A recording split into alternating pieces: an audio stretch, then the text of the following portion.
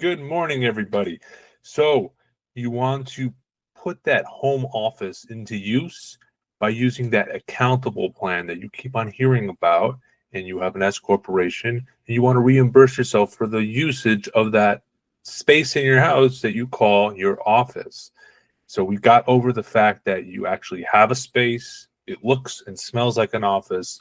If anyone walks in, they'd be like, oh, that's a nice office. So that's the requirement. You actually have to have a space that is a dedicated office for this to work. But the question comes up, what are the things that you need to do to figure out what you should be reimbursing yourself every month or every quarter? And that's what we're going to dive in.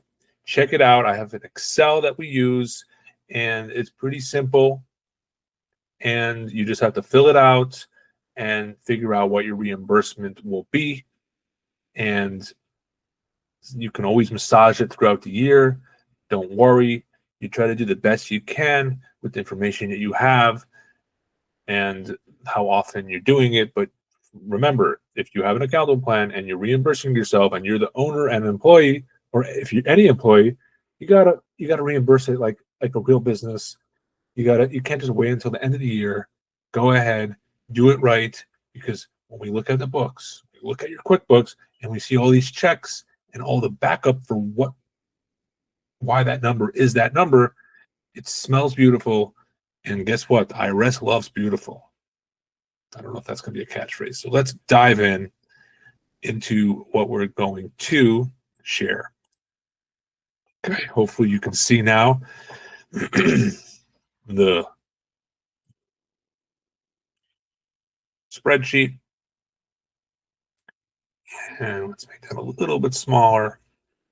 And let's get into it. All right. So essentially, you can put your name on the, we will give you this spreadsheet. All right. Employee name. So you can be doing this for every employee that you have, but most of the time we're dealing with the owner. So you put their name in there. Moe, put the date, and how big is your office? If you don't know, get a tape measure and figure it out. Use your chat GPT to figure that out.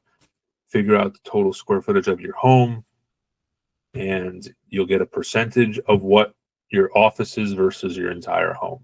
And of course, this is talking about an office space within your home. It's not a separate structure. That's a whole different question of how to take that deduction.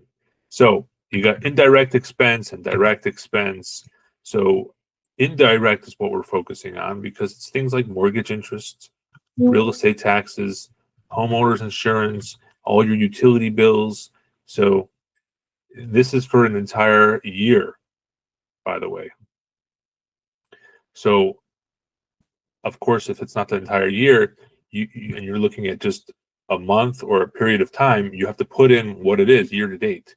So a lot of times we do this at the end of the year, which is not the right way.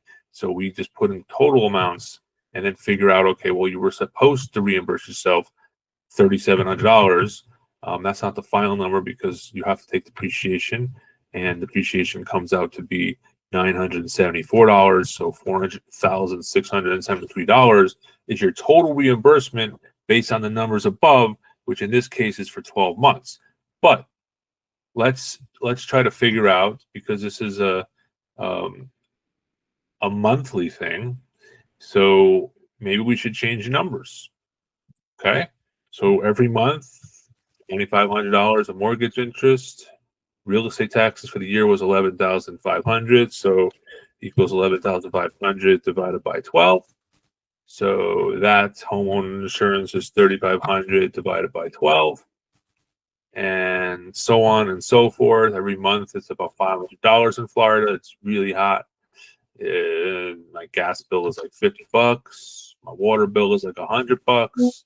Internet is like $75, and repairs and maintenance, $150 a month. Look at that. So total every month is about $4,625 to run my house. Okay, because I have an 8% office, Indirect expense for the home is $385. Okay. Oh, and I actually fixed my home. My office. I put pictures up, and it was $500. So that is direct. Anytime you have a direct expense that you paid personally, you can reimburse yourself. Now, a lot of times, anything direct you usually take out of your business, so you shouldn't even put it in here because it's already in the books. So be careful. But for some reason, if you paid it personally and you never reimburse yourself, this is where you should reimburse yourself for actual direct expense. Now we got to figure out depreciation. So we go ahead and we put in our costs, which is cost plus whatever acquisition costs, and any improvements just goes in that number. Make sure you track that. And land, we take about 10-15% of land, and then we get our base for the home. Year of the use is the first of the month. Okay. Let's say we put that as January. Okay. Depreciation deduction for the year. So if you want to just calculate that down below, if you have $840,000 and you take that and divide it by 39 years, oh, guess what? That is it's like a commercial rent.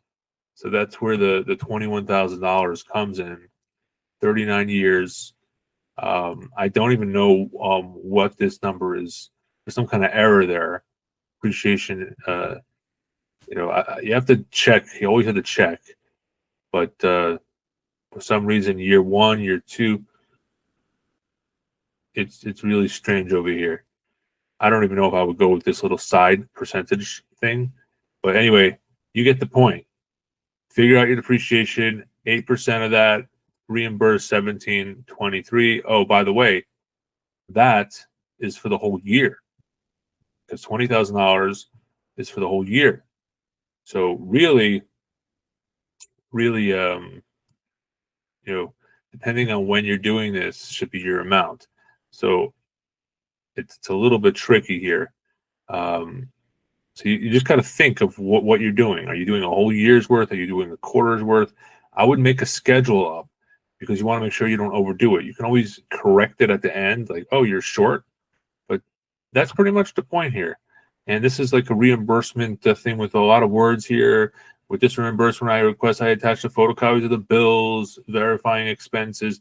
This is like any business who's reimbursing an employee, then the boss wants to know, what am I reimbursing you for? So you're supposed to prove to all these things, not just in Excel. So there's explaining, attach a document showing the type of work done in the office if you were doing repairs.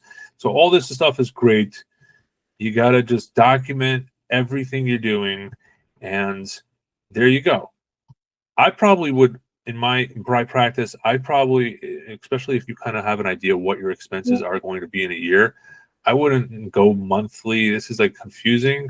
I would literally just say, okay, I estimate it's going to be, based on last year or whatever, $15,000 in total.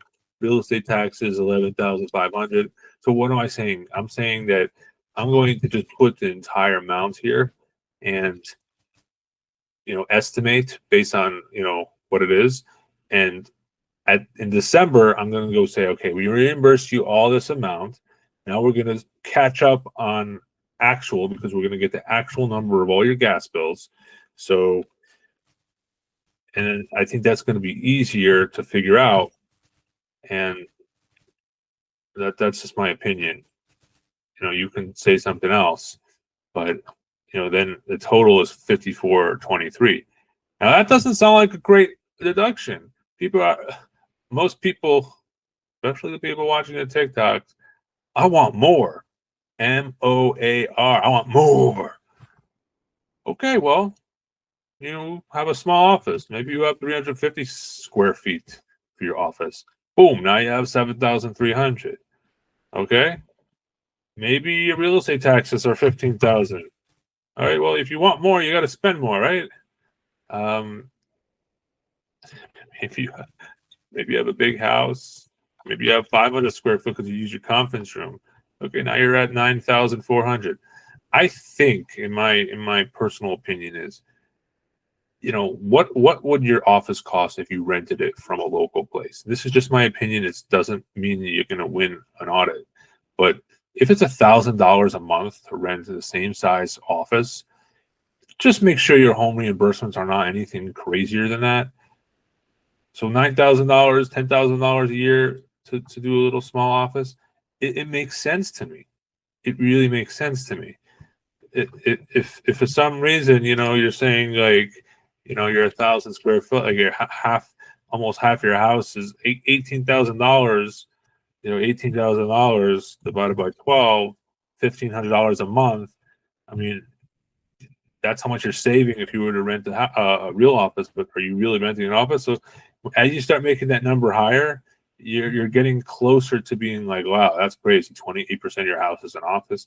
So be careful with how you push the needle. This is supposed to be a pretty accurate picture of what you're reimbursing yourself for. Be accurate. Be honest. That's the only way to really get through life.